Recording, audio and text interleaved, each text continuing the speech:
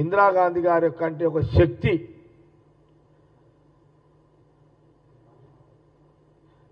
కాళీ మాత అంటే ఇది ప్రజలు ఆ రోజులలో ఒక దుర్గామాత ఒక కాళీ మాత దైవం తనతో ఒక దైవం లాంటిది అని ఆమె మనము మన ఇళ్ళలో కూడా మన తల్లిదండ్రులు కూడా బహుశా మనకున్న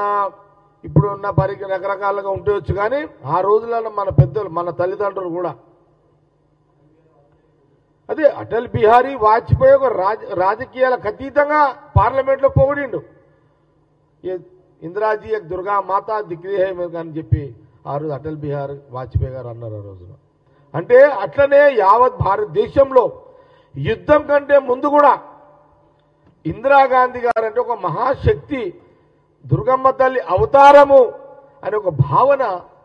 దేశ ప్రజల్లో ఆ రోజులలో ఉండే ఇప్పటికీ అట్లనే ఉన్నది